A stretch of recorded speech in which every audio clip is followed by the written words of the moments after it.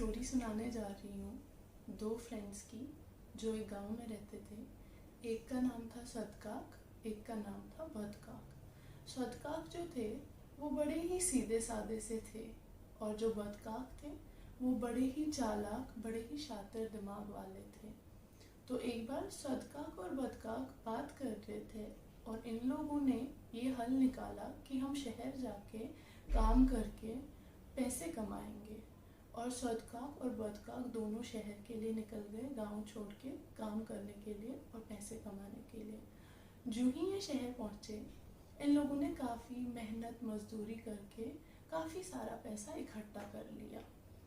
और रात को जब ये वापस गांव की ओर चल रहे थे, बदकाक ने बोला कि हम दोनों अपने पैसे एक पेड़ में रख देते हैं, क्योंकि रात को हमें इससे चैन की नींद आएगी और सुबह वापस आते ही हम इसी पेड़ से ये पैसे उठा के वापस लेके चले जाएंगे।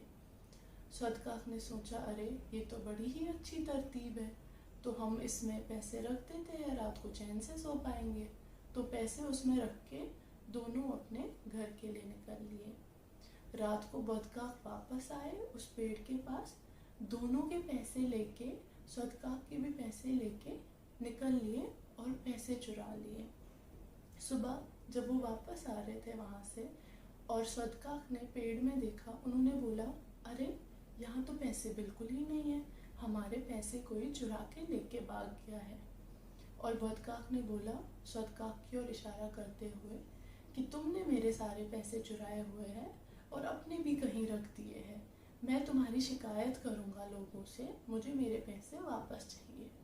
सदकाक रोने लगे, उन्होंने बोले कि मेरे तो अपने भी पैसे खो गए हैं, मैंने तो आपके पैसे नहीं चुराए।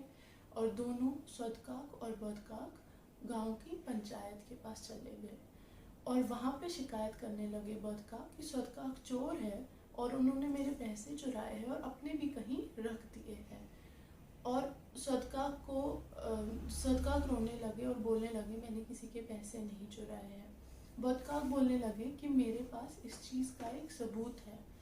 तो सारे पंचायत वालों को लेके उस पेड़ के पास चले गए और उस पेड़ से पूछने लगे, ए पेड़ में रहने वाली जान, तू बता, कल रात को तेरे पास कौन आया था और कौन पैसे लेके चला गया।